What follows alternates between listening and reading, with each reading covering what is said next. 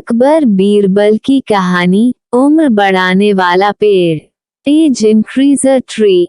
एक समय की बात है जब बादशाह अकबर का परचम पूरे विश्व में फैलने लगा था। उसी दौरान तुर्किस्तान के बादशाह को अकबर की बुद्धिमत्ता की परीक्षा लेने की सूझी। तुर्किस्तान के बादशाह ने अपने दूत को संदेश पत्र देकर कुछ सिपाहियों के साथ दिल्ली रवाना किया। बादशाह ने पत्र में लिखा था, मुझे सुनने में आया है कि भारत में ऐसा पेड़ है जिसके पत्ते को खाकर इंसान की आयु बढ़ाने में मदद मिल सकती है। अगर यह बात सच है तो मेरे लिए उस पेड़ के कुछ पत्ते जरूर भेजें। जब अकबर ने उस पत्र को पढ़ा तो वह सोच में पड़ गए। इस चिंता से उबरने के लिए अकबर ने बीरबल का सहारा लिया। बीरबल की सलाह पर बादशाह अकबर ने तुर्किस्तान से आए सिपाहियों और दूत को कैद करने का आदेश दिया। सिपाही और दूत के कैदखाने में कई दिन बीत जाने के बाद अकबर और बीरबल एक दिन उनसे मिलने गए।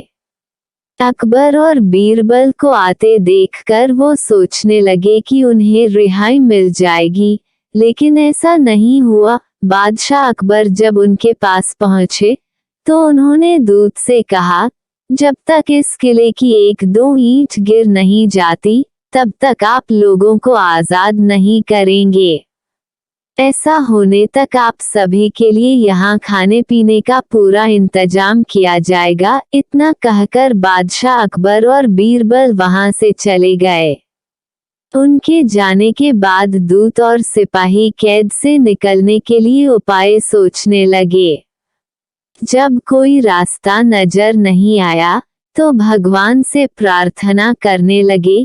जल्द ही उनकी प्रार्थना रंग लाई और कुछ दिनों बाद अचानक तेज भूकंप आया और भूकंप के कारण किले का एक भाग टूटकर गिर गया। यह घटना के बाद दूत ने अकबर के पास किले की दीवार गिरने की खबर भिजवाई। यह खबर सुनते ही बादशाह अकबर को अपना वादा याद आया और उन्होंने तुर्किस्तान के दूत व सिपाहियों को दरबार में प्रस्तुत होने का आदेश दिया।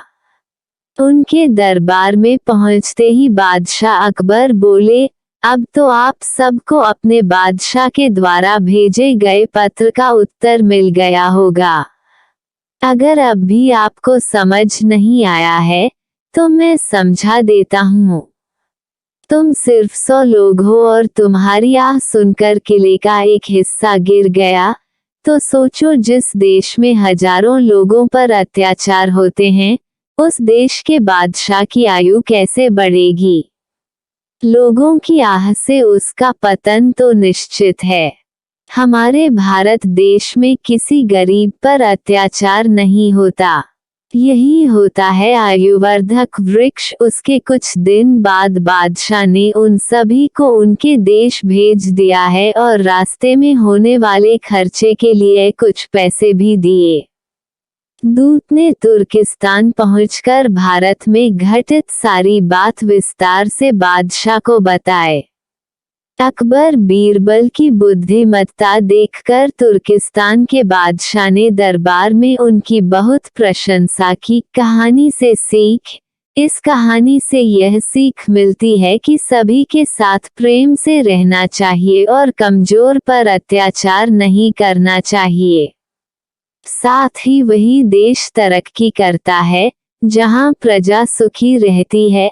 अगर आपको हमारी ये कहानी पसंद आई हो तो हमारी इस वीडियो को लाइक एवं हमारे चैनल को सब्सक्राइब करना न भूलें। धन्यवाद।